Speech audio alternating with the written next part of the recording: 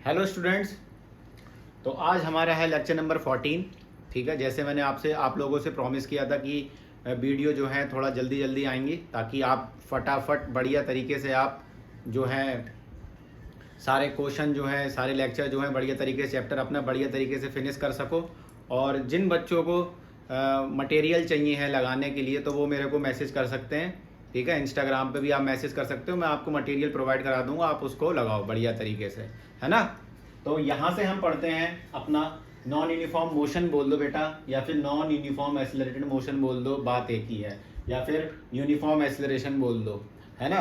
अब हम पहले समझते हैं इसको बिल्कुल। ये जो बेटा डेफिनेशन लिख रखी हैं ये 9th क्लास वाली डेफिनेशन नहीं है, ये अपने लोग पूरी प्रॉपर 11th क्लास की डेफिनेशन यहाँ पे लिखी हुई हैं, वो अपने समझ रहे हैं, क्योंकि एट द लास्ट अपनों को 11th क्लास ही पढ़ना है ना। और मैं पढ़ा भी उसी तरीके से रहा हूँ आपको।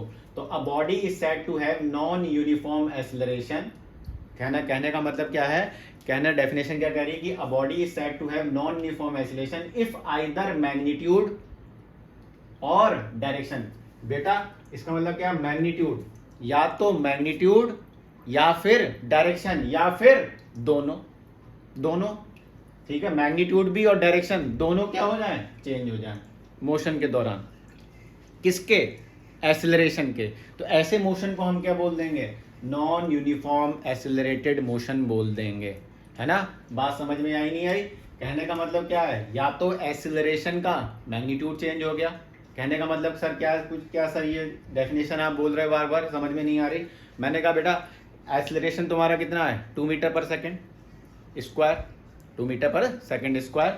अब तुम्हारा एक्सेलरेशन कितना हो गया, 3 मीटर पर सेकेंड स्क्वायर। तो एक्सेलरेशन चेंज हुआ नहीं हुआ, और एक्सेलरेशन में क्या चेंज हुआ सर, मैग्नीट्यूड चेंज हुआ, है ना। तो ये भी किस कैटेगरी में आ जाएगा बेटा, नॉन यूनिफॉर्म एक्सेलरेटेड मोशन की कैटेगरी में आ जाएगा। ठीक है, या फिर नॉन यूनिफॉर्म मोशन बोल दो, है ना। ठीक है सर, डायरेक्शन चेंज हो जाए। ठीक है, कहने का मतलब क्या है, एक्सेलरेशन क्या हो, 2 मीटर पर सेकेंड स्क्वायर, मान लो इस डायरेक्शन में। अब एक्सेलरेशन क्या हो जाए, 2 मीटर पर सेकेंड स्क्वायर, इस डायरेक्शन में डायरेक्शन चेंज हुई नहीं हुई, तब भी बेटा ये किस कैटेगरी में आ जाएगा, नॉन यूनिफॉर्म एक्सेलरेटेड मोशन की कैटेगरी में आ जाएगा। और तीसरी क्या है भाई, मैग्नीट्यूड भी चेंज हो गया और डायरेक्शन भी चेंज हो गई।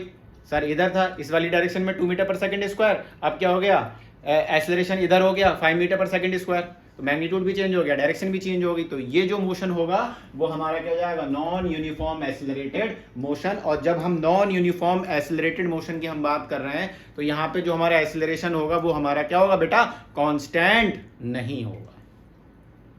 बात आई समझ में। ठीक है, एक्सेलरेशन हमारा कांस्टेंट नहीं होगा। ठीक सर, तो यूनिफॉर्म एक्सेलरेशन क्या होगा, तो भाई इसका उल्टा होगा।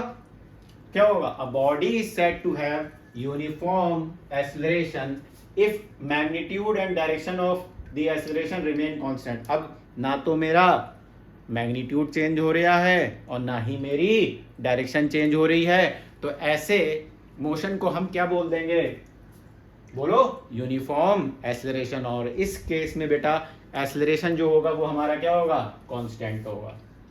ठीक है, ये जो है बेटा जैसे एक्सेलरेशन हमारा 3 मीटर पर सेकंड स्क्वायर, तो ये हमारा कांस्टेंट है ना। अब यहाँ पे देखो एक्सेलरेशन बराबर 2t दे रखा है, मतलब टाइम के साथ में एक्सेलरेशन क्या कर रहा है, वेरी कर रहा है, चेंज हो रहा है। तो ये जो एक्सेलरेशन जो होगा ये हमारा क्या जाएगा, नॉन यूनिफॉर्म एक्सेलरेशन की कैटेगरी में आ जाएगा, है ना। तो कहने का मतलब क्या है कि जब हमारा मैग्नीट्यूड या फिर डायरेक्शन या फिर दोनों अगर हमारी चेंज हो रही है तो ये जो होगा हमारा नॉन यूनिफॉर्म एक्सेलरेशन कैटेगरी में, या फिर नॉन यूनिफॉर्म मोशन बोल देंगे हम। इस केस में एक्सेलरेशन जो होगा कांस्टेंट नहीं होगा, और अगर ना तो मैग्नीट्यूड चेंज हो रही है ना डायरेक्शन चेंज हो रही है। सर मैग्नीट्यूड और डायरेक्शन चेंज नहीं हो रही, कहने का मतलब ये हमारा पार्टिकल है, अब ये इधर जा रहा है तो यही डायरेक्शन है, और इसका मान लो एक्सेलरेशन का मैग्नीट्यूड कितना है, तुम्हें मालूम है एक्सेलरेशन कैसी क्वांटिटी है, बोलो, वेक्टर क्वांटिटी है। और वेक्टर क्वांटिटी है तो वेक्टर क्वांटिटी है तो मैग्नीट्यूड और डायरेक्शन दोनों होंगे नहीं होंगे, हाँ सर होंगे।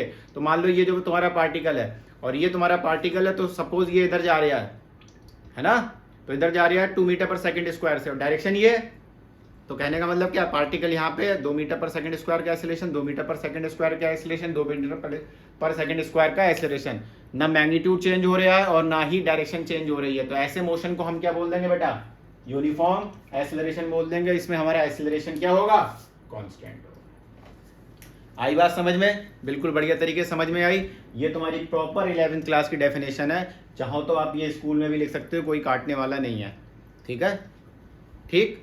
अब सर ये आपने क्यों पढ़ाया? देखो, ये जो वेरिएबल एक्सेलरेशन है, जब एक्सेलरेशन हमारा वेरी कर रहा है तब बेटा वो पूरा 11th का पोर्शन है ना। जब अपने क्लास 11th में आएंगे, डिफरेंशिएशन पढ़ेंगे, तब वो वाला पार्ट अपने कवर कर सकते हैं। ठीक है, उसके लिए आपको सारी चीज़ ट्रिग्नोमेट्री वगैरह सारा मतलब आना चाहिए। अभी अपने 9th क्लास में है और 9th क्लास में अपने ये सारी चीज़ें थोड़ी सीखते हैं।